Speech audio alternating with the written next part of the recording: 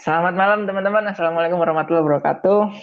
Ketemu dengan saya kembali, Muhammad Dari di podcast Dari Berbicara. Hari ini kita kedatangan tamu yang sangat luar biasa ya. Namanya adalah Letnan 1 Laut Andaru Dimas Nugraha Widianto. Nah, saya boleh menyebutkan CV-nya ini. Beliau itu lulusan AL tahun 2016, angkatan 61.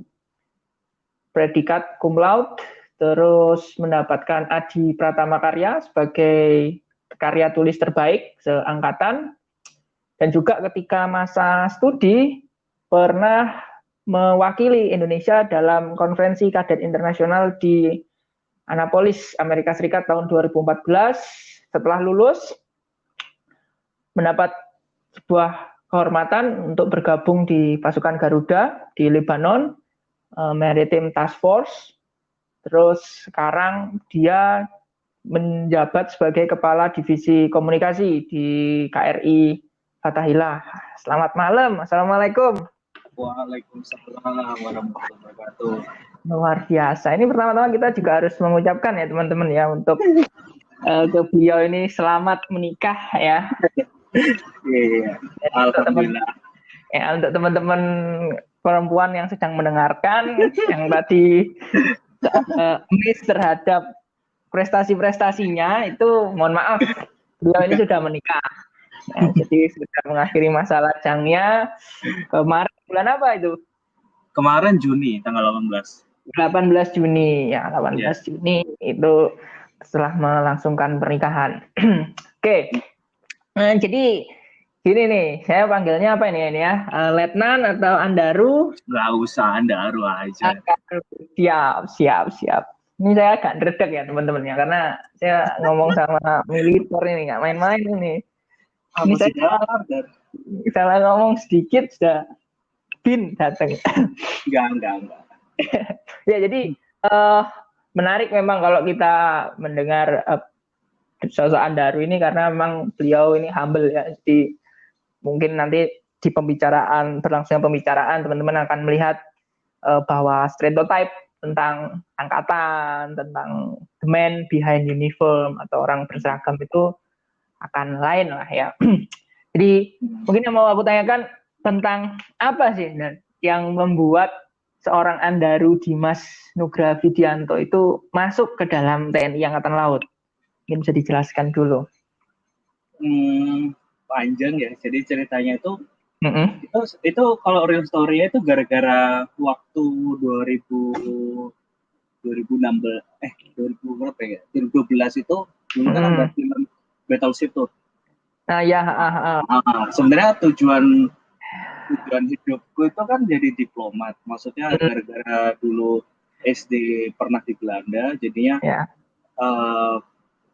tertarik sama diplomat, apalagi tentang hubungan-hubungan internasional. Jadi dulu sempat ya off the record sama Dari pernah di Nurul Fikri buat mau masuk IPS, padahal kita IPA ya. Betul.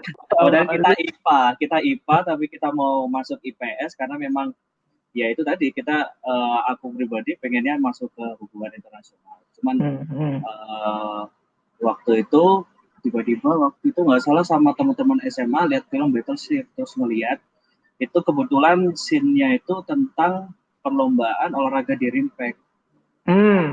Jadi kalau Rimpak itu Rim of Pacific ya, itu jadi kayak latihan angkatan laut terbesar dan paling gengsi. Kita juga kirim kapal ke sana. Jadi waktu itu aku ingat pokoknya ada Rihanna di situ. Dari Rihanna main di situ, terus Jepang sama Amerika. Jadi dalam benakku bisa juga ya angkatan laut. Akhirnya ya udah, akhirnya nyoba-nyoba angkatan laut masuk. Di lain sisi juga salah satu fungsi angkatan laut kan ada fungsi diplomasi. Jadi betul. Di situ aku bisa menyalurkan sih ide-ideku sama passion terutama. Luar biasa ya soal ini. Terus Di AL sendiri itu menempuh pendidikan 4 tahun, terus tadi sempat juga menjadi ini ya wakil Indonesia ke dalam konferensi kadet internasional. Itu gimana? Kok bisa dipilih seorang Andaru itu gimana?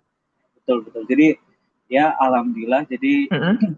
memang memang waktu itu itu pertama kali. Jadi event internasional pertama Mm-mm. kita diundang sama Amerika Serikat, khususnya Angkatan Lautnya, buat ada konferensi terbesar, Mm-mm. khususnya buat kadet atau taruna Angkatan Laut ya. Jadi Mm-mm. di Annapolis. Jadi waktu itu langsung direspon sama uh, Angkatan Laut. Terus habis itu seleksi. Jadi seleksi yang benar-benar yang bisa. Jadi ada tahap-tahapannya memang Mm. seleksinya, khusus yang bahasa Inggris. Akhirnya terpilih dua, ya alhamdulillah waktu itu dapat yang tertinggi, jadi Mm-mm. lolos gitu. Jadi 2 orang yang berangkat ke sana. 2 orang. Nggak main-main ya. Itu berapa negara pas itu? Benar. Kenapa? Konferensinya itu berapa negara? Maksudnya yang mengikuti konferensi itu kok sampai terbesar itu? Uh, berapa ya? Sekitar 30 kali. Pokoknya itu global, benar-benar global. Jadi 30. Eropa ada, Heeh. Asia. Asia itu yang ada Tiongkok, Mm. Jepang, Korea, Singapura. Khusus Asia Tenggara cuma 2, Mm. Singapura sama Indonesia. Mm. Tapi Singapura dia ngirim perwiranya, jadi waktu itu bukan tarunanya Sebenarnya. gitu. Dari Amerika Selatan juga ada, dari Meksiko, terus mana ya, Chile, Paraguay, pokoknya negara-negaranya banyak banget. Worldwide berarti ya? Iya, benar-benar worldwide, benar-benar kayak lagunya apa, Pitbull ya. Worldwide itu luar biasa. Terus selama 4 tahun ya di AAL, terus memutuskan untuk masuk ke Korps Pelaut, kan kita tahu ya bahwa Angkatan Laut ada marinir juga ya. Iya, Terus kenapa kok memilih Korps Pelaut? jadi sebenarnya kita dipilih bukan memilih. Oh, Jadi ini penting. pertama kali masuk itu kan Heeh, pendidikan dasar itu di Magelang selama heeh, setahun. Habis heeh. itu baru tahun kedua di AL. Nah itu Mm-mm, nanti kita kita dibagi jadi 5 korps, jadi pelaut, teknik, elektro, supply sama marinir. mm-mm, Dari situ itu tesnya ada yang ada kemampuan tempur, ada akademik, ada psikologi, ada mm, kesehatan jiwa heeh, itu. Tapi paling besar emang di psikologi. Jadi uh, memang kalau pelaut sama marinir itu lebih menonjol di leadership atau kepemimpinan di lapangan. Karena mm. memang beberapa pemimpin dan memang itu dari korps pelaut sama marinir. Iya, iya. Gitu ya. Ternyata tes ya berarti ya. Iya, jadi tes memang dipilih psikologinya gitu. Oh, gitu. Ya, ya. Tak kira peminatan gitu. Siapa yang mau masuk Tapi pelaut? tapi ada minatnya Dar. Jadi memang kita Ah, diisi minat apa. Cuman in the end itu kita mm, nggak bisa milih. Misalkan iya, nih, iya. Mm, aku milih pelaut, cuman ah, tesku ternyata psikologi itu ke teknik. Nah itu nanti ah, hasilnya bisa ketek. teknik, bisa pelaut gitu. Oh, gitu. Gitu. Iya, Jadi iya, nggak iya. mesti yang kita pilih gitu. Iya, iya, iya, iya. Ini fakta penting ya yang mungkin teman-teman belum tahu ya. Karena memang nanti di Angkatan Laut diseleksi juga tuh di AL. Iya Hmm, benar. iya, iya, iya. Terus setelah itu lulus Adi Pratama Karya tadi ya. Iya, Itu iya. karyanya tentang apa itu? Boleh tahu? Kok sampai Gimana dapat gimana? terbaik? Oh Karyanya bisa. tentang apa? Kok bisa sampai dapat prestasi terbaik gitu?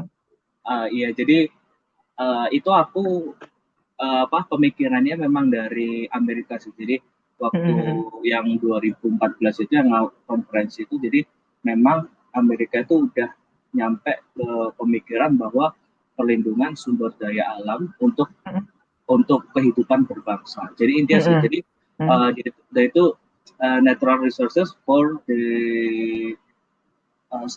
sovereign of country. Pokoknya membuat kedaulatan lah. Jadi mereka itu benar-benar hmm, uh, melindungi tentang sumber daya alamnya mereka, hmm, mendukung pertahanan.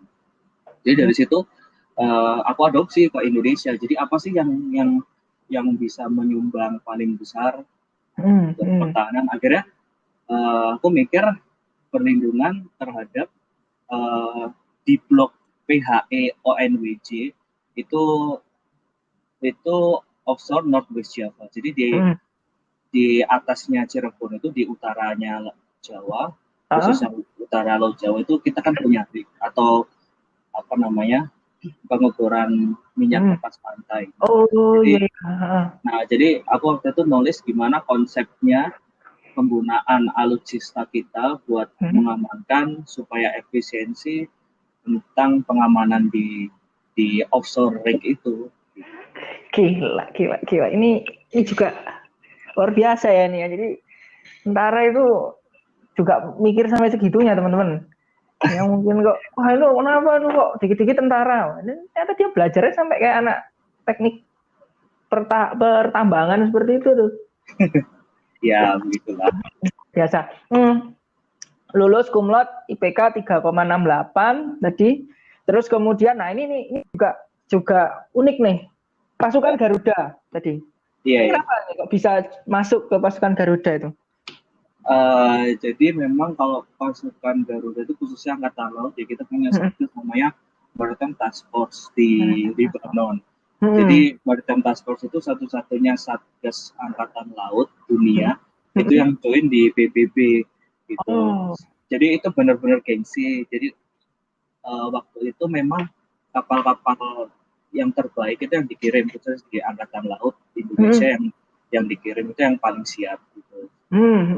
Jadi waktu itu di KRI Usma Harun 359 ya tetap dari awal ada tesnya sama kayak Samapta, terus kesehatan jiwa, psikologi, kesehatan, sampai komputer. Jadi benar-benar kompleks itu. Itu maksudnya kita cuma ngirim satu kapal aja ya pas itu ya? Iya, kita kirim satu kapal, cuman setiap tahun kita ganti. Jadi kayak roll gitu ya. Jadi kapalnya stay di sana, tapi nanti si awaknya bisa pulang ke Indonesia gitu, ganti gitu ya? Itu bisa. Jadi ini tergantung kebijakan. Siap. Ya, jadi siap. Jadi kadang tukeran personilnya atau ship rotation atau crew rotation. Jadi ada dua. Tergantung gimana keputusannya. Karena tahunku itu ship rotation. Jadi kapalnya tukar. Cuman tahun ini itu crew rotation. Jadi kapalnya tetap, krunya yang ganti. Itu. Tes yang untuk pasukan Garuda itu semua level ya, mau level perwira, bintara, tamtama itu sama. Kita akan tes ya. Iya sama. Gila, gak main-main loh itu. Iya, misi PBB. Berapa lama itu nanti Lebanon itu? Aku 1 tahun lebih berapa minggu ya? 1 tahun lebih 1 minggu atau 2 minggu gitu. Main ya? Ya semua. Untung waktu itu belum nikah sih. Ya betul. Jadi ini nih juga menarik nih. Dibayarnya itu double kan ya? Angkatan pemerintah RI juga PBB kan? Atau gimana? Ya, jadi memang tetap karena jabatan kayak aku ya, jabatan tetap di sini waktu itu masih perwira divisi komunikasi atau asisten. Itu masih tetap sama tetap dari UN juga dapat. Wah. Gitu. Jadi benar-benar alhamdulillah bisa nabung sih di situ. Gila.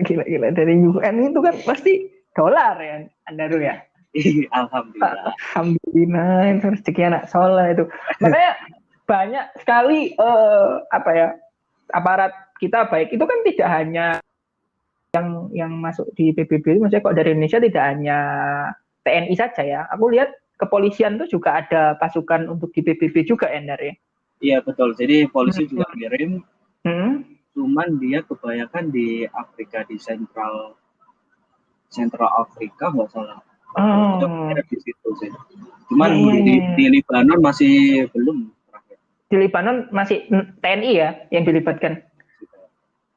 Ya, makanya banyak sekali orang aparat-aparat kita yang berlomba-lomba ke sana karena itu tadi ya dapat gajinya double, bisa nabung-nabung, luar biasa emang.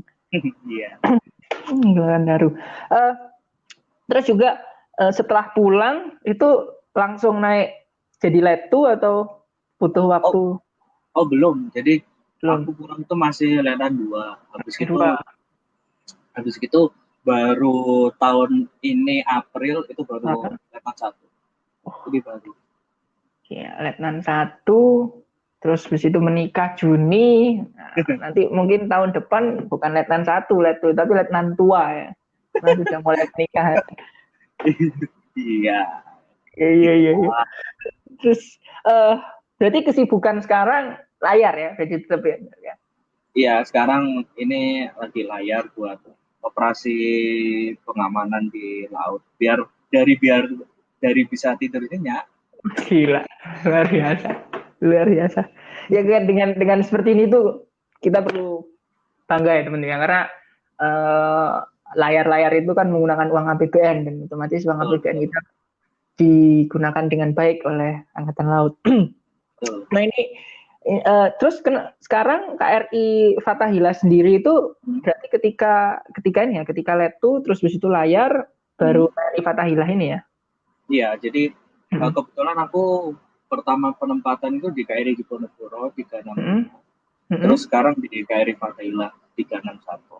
Oh, KRI Fathahillah. Iya, iya, iya, iya.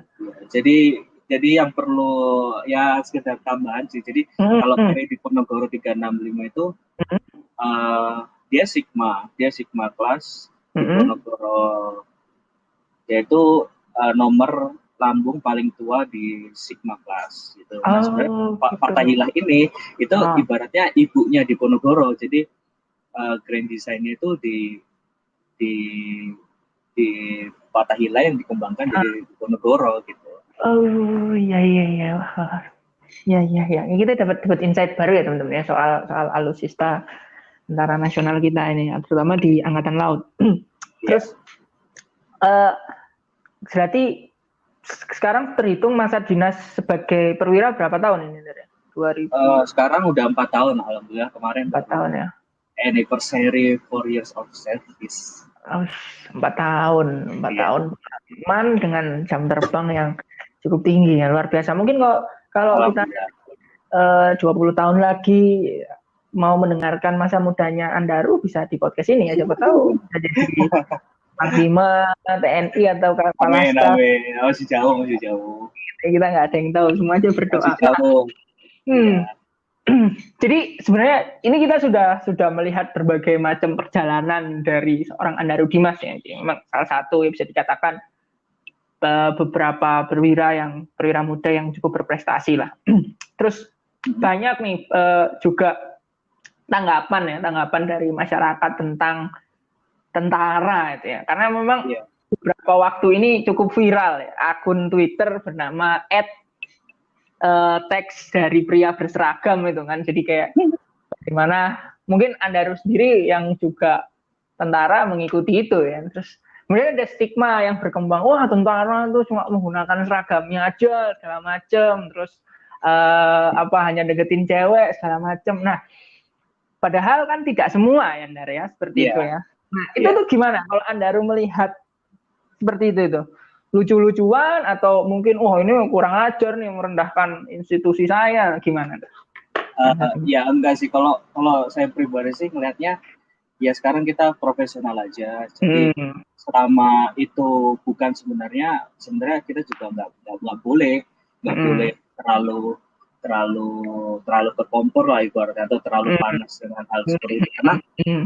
misalkan ada akun Instagram kayak gitu, kalau aku pribadi sih ya biasa aja gitu. Hmm. Maksudnya itu juga bagian dari kebebasan beropini, itu juga hak mereka. Cuman kan Ah, kayak aku sendiri ngalamin sama yang lainnya juga, beberapa prajurit juga, ah, kita kita memang tetap bekerja dengan profesional. Maksudnya ya mungkin itu kan sebenarnya oknum bukan hmm, mayoritas.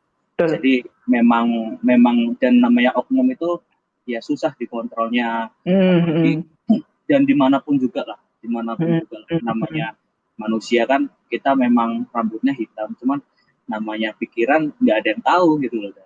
Ini nih, Jadi rambut hitam. Ya, oke, Iya, oke. rambutnya hitam, cuman kita kan nggak tahu isinya gimana. Tapi ya udah kayak gitu. Kalau aku pribadi sih ya udah dimaklumi aja.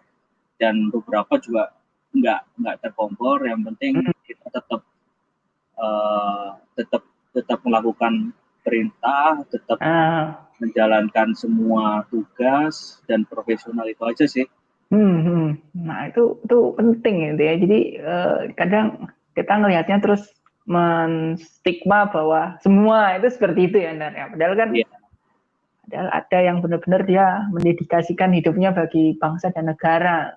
Karena iya, nggak mudah ya teman-teman ya. Anda memilih jalan hidup sebagai seorang militer itu sama sekali nggak mudah. Nggak, iya, nggak, nggak hanya sekedar seragam ya, Ndar, ya. Artinya Anda dicabut hak politiknya, Anda tidak boleh memilih ataupun dipilih. Kan? Wah, luar iya, biasa. Terus juga ini yang tadi soal teks berseragam itu, nah ini juga menarik nih. Jadi kalau kalian bilang, wah mesti pasangannya yang tentara atau polisi, sama bidan, sama perawat, sama dokter. Nah untungnya Andaru ini enggak. Ya makanya saya memilih sosok Andaru itu karena alhamdulillah dia enggak. Nah kalau umpamanya Andaru itu pasangannya adalah dari itu tadi, wah ya berarti enggak fair ya. Tapi untungnya Andaru ini enggak. Tapi ada sih, Dar, kayak ada apa ya, kayak misal dirimu atau teman-teman gitu iya. ya baik, tapi terus kemudian ada ya orang-orang yang kemudian salah nangkep gitu. Heeh. Oh, gara-gara sama Hmm. bidan gitu. Iya, iya, maksudnya ada, ya maksudnya kan ya namanya jodoh kan kita nggak ada yang tahu ya, tapi kan Iyalah. kemudian ada pasti kayak mesti nyedai dokter, mesti deketin perawat gitu kan. Itu gimana tanggapannya, Nat? Ya, Gimana atau hadapi dirimu dengan sendiri? senyuman aja lah.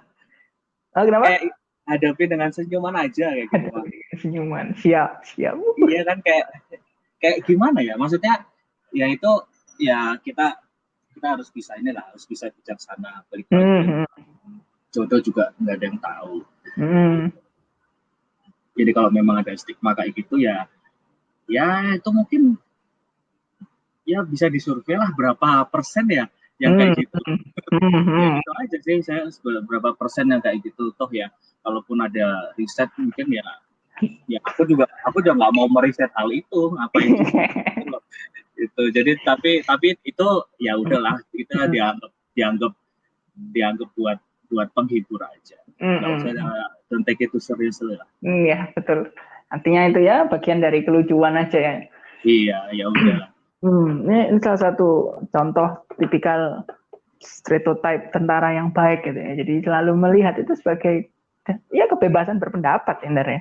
Iya, Yang orang ya benar, benar. Nah, terus juga berkaitan dengan kehidupan sebagai seorang perwira muda ya. Apa yang menjadi eh,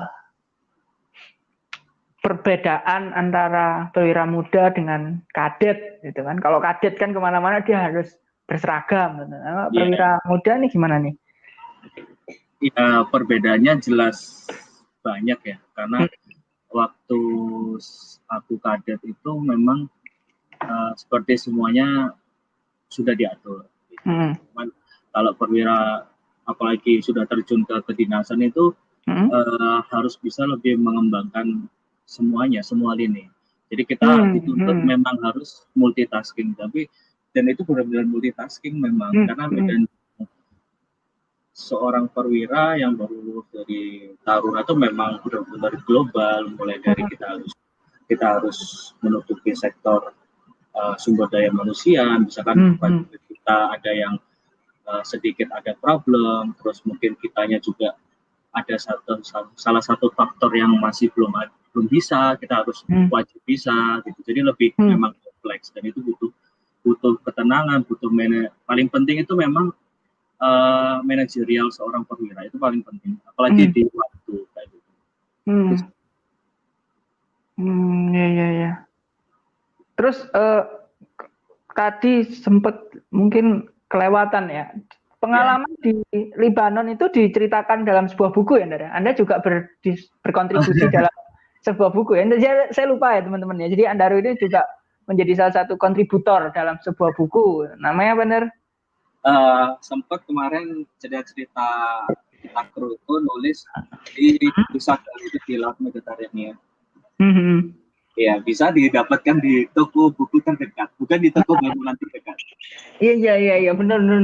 Itu jadi menceritakan semua pengalaman ya dari Ya, Maritime Task Force ini ya. ya, khususnya Hmm. Satgasku sih. Jadi memang menarik itu. Penerbitnya kemarin Gramedia. Ya, Gramedia. Nah, ini. Ya, jadi untuk teman-teman mungkin yang ingin melihat angkatan laut kita lebih ini segala macam itu bisa baca bukunya Andaru, juga bisa baca-baca referensi lain mengenai angkatan laut ya. Tapi pas zaman kadet masih sempat ngalami pelayaran dengan KRI Dewa Ruci ya Andaru ya. Sempat dan Sempat ya. itu pelayaran KJK dalam negeri waktu itu ya. Jadi aku waktu itu trip keluar negeri sama dalam negeri. Waktu dalam negeri pakai Dewa Ruci karena memang waktu itu kemampuannya sudah menua ya karena usia, jadi keputusan Bapak Kasal waktu itu udah dalam negeri aja. Jadi memang tripku itu dari Bitung, dari sini, dari Sulawesi ke Ambon, ke Sorong, habis itu ke Makassar, ke Bali, pulang ke Surabaya. Tuh salah satu kapal legend di era Bung Karno sampai baru kemarin 2000 berapa itu berarti? 16. Iya, 2000 enggak, 2013 masalah. 2013 terakhir. Ya, setelah itu. Nah, itu tuh yang mungkin orang-orang juga nggak tahu. Terus kapal latih itu digantikan oleh Bima Suci, dan kemarin aku on board di sana, layar sama Bima Suci. oh, Bima Suci. Ya. Itu ini ya. Ya sama ya, misalnya kapal kayu gitu ya, Andar ya. Oh iya, cuman ya balik lagi dia lebih modern Lebih dari Dewa Ruci. Memang Bima Suci lebih oh, ya. seluruh peralatannya, seluruh seluruh komponen kapalnya memang Hah? dia lebih modern. Ya. Terus berkaitan dengan selama ini tentang angkatan laut sendiri, perkembangannya sejak kamu masuk sampai sekarang tuh seperti apa, Ndar? Misal dari alusistanya atau SDM-nya, mungkin bisa diceritakan sedikit buat gambaran. Sebenarnya kalau misalkan dinilai ini juga nggak terlalu presisi ya. Maksudnya aku cuma juga karena yang aku alami memang lebih lebih lebih lebih bagus dari yang dulu karena memang kita berpacu dengan paling susah kan berpacu dengan teknologi. Betul. Apalagi kita melihat negara-negara tetangga memang sudah membangun khususnya di angkatan laut. Jadi kita benar-benar kerja keras mulai dari sumber daya manusia ataupun software yang harus diperbarui maupun alutsista kita, dan itu memang banyak kali pekerjaan yang kita harus kerjakan sih kalau di angkatan laut. Tapi aku sendiri yakin kalau kita bakal bigger, stronger than ever. Jadi kita sudah menuju ke sana, toward world class navy. Jadi ya insya Allah kita sedang membangun sana. Itu wawasan baru tuh buat kita ya tentang angkatan laut yang ya mulai perkasa lagi nih. Terus juga soal tentang ini apa yang mau disampaikan oleh Andaru, mungkin kalau podcast ini didengar oleh anak-anak muda atau ya kadet, terus kemudian atau adik-adik SMA kali. Apa ya, kalau buat generasi sekarang sih manfaatkan waktumu sih. Maksudnya tetap setiap orang itu ada masanya. Maksudnya kita nggak bakal flashback lagi ke waktu kayak aku SMA atau SMP. Jadi selama SMP, SMA ataupun waktu ya masa yang kita alami sekarang ya manfaatkan yang baik. Jadi sebenarnya semuanya nggak ada batasan. Tapi yang bisa membatasi itu ya kita sendiri. Karena hidup itu tentang kita, bukan tentang siapapun juga. Mantap. Ada pertanyaan yang perlu dijawab juga nih secara cepat. Kalau dikasih pilihan pemain band apa pemain bola, milih mana? Main bola. Main bola ya. Nah, ini juga menarik kita cerita tentang pemain bola ini karena dulu namanya Andaru Neymar ya. Jadi kayak Andaru Neymar. Kalau disuruh milih angkatan darat apa angkatan udara, Ner? Waduh, itu dua-duanya lah. Ya nggak bisa kan, yang paling penting. Maksudnya kalau Andaru tidak masuk di angkatan laut, tapi kemudian Andaru masuknya di angkatan darat atau udara, yang dipilih mana? Darat. Darat ya. Oke. Angkatan darat atau IPDN atau kepolisian? Polisian. Kepolisian. Mantap ya, mantap. Terus ini juga mungkin tadi